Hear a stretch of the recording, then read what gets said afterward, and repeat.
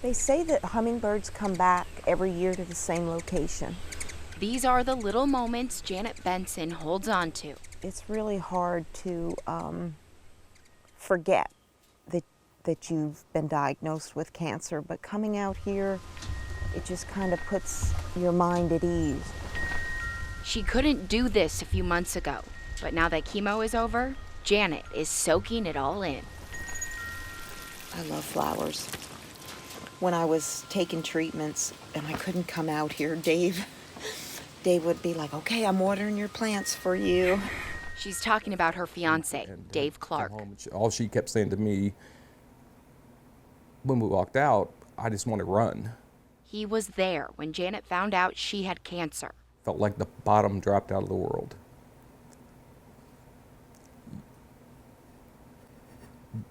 I knew there was absolutely nothing I could do to control it.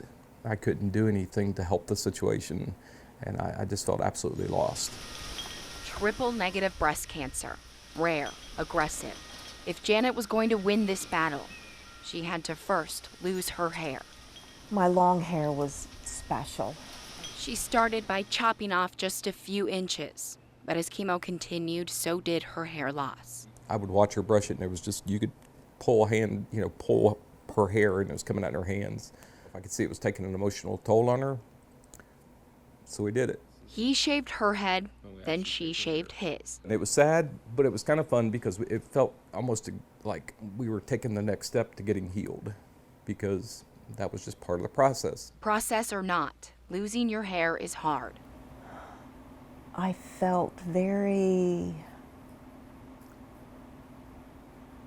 naked, like exposed, like everything was so real at that point.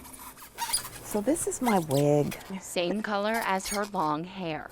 Wore it a few times. My son told me, he said, "Mom, don't be, upset that you don't have any hair." He said, wear your bald head, because it's strength. Janet began seeing herself not as bald, but beautiful. It's been a long journey. It's been so long. It's been so long and scary, and I had a grandson that was born the day that I had my first chemo treatment. Janet was fighting for her life while this little guy was just starting his. Now she's reclaiming the things cancer tried taking from her. That one is my favorite one right there. We had a contest going on to see whose hair grew the fastest. Who won? I did. For a while, Janet worried she wouldn't get to see these little moments again. It's okay. I'm going to be okay.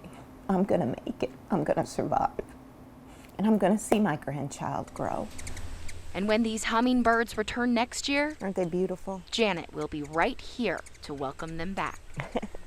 In Murray, Kentucky, Brianna Clark, WPSD Local 6.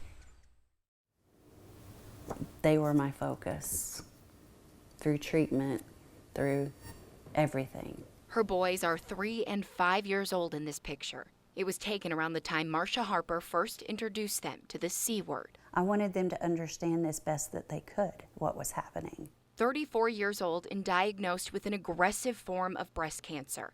The good news, they found it early. She had a double mastectomy followed by 6 months of chemotherapy. And with that comes the inevitable. I would tell them that, okay, I'm going to have to take some really strong medicine. It's so strong, you're not going to believe this, what it does. And they're like, what? I said, it makes your hair fall out. And they're like, what? Mommy, you mean you're going to be bald-headed?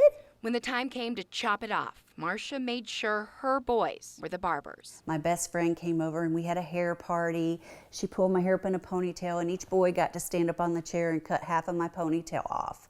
And so that to try to give them a little control in something that you have no control over. 51 weeks later, almost a year to the date of her diagnosis, Marsha went in for a checkup. And I had a relapse. The cancer was back and her fight continued. Several weeks of radiation, 1 year of treatment, and the cancer was gone. 5 years, Marsha was in remission. Then, in the blink of an eye. So, same breast cancer, but it had moved to the lung this time. Today, 16 years after this picture was taken, the boys are off at college, and Marcia is still in treatment. Their whole life has been wrapped around cancer.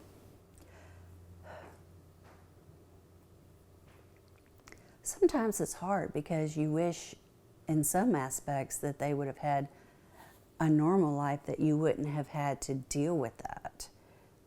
And the chance of losing your mom all the time, always in the back of your head.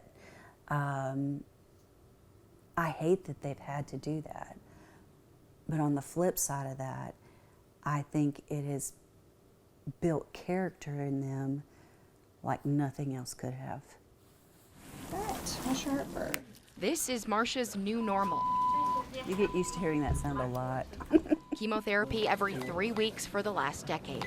That's right, every 3 weeks for 10 years straight, this powerful drug gets pumped into Marcia's body. But as long as it's keeping the cancer away,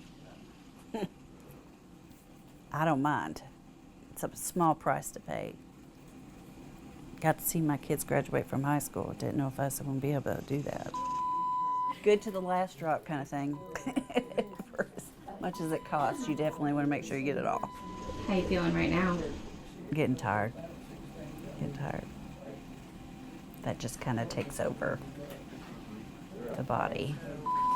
After I finish here, I'll go home and get in some really comfy clothes, and I crash in my recliner. That's where she'll hunker down for the next few days. I like to be in my recliner because I can look out the window and see the goats. Come on, babies. First there were 3. There, my babies. Now there are 15. Come on. There you go. They make me smile. Yes, I know. It's just like having a dog, but we have a lot of them. For Marcia, this is her therapy.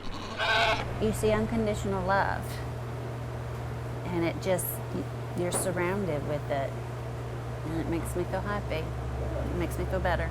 It's the favorite snack, animal crackers. When she's here, Here you go, baby. the C word doesn't exist. There you go, sweet girl. The big C word doesn't have to mean automatically death. That you can make it through and overcome. And I think that's where that positive attitude comes from. It's them. Her kids, the 2 off at college and the 15 still at home. All things worth fighting for. In Murray, Kentucky, Brianna Clark, WPSD Local 6.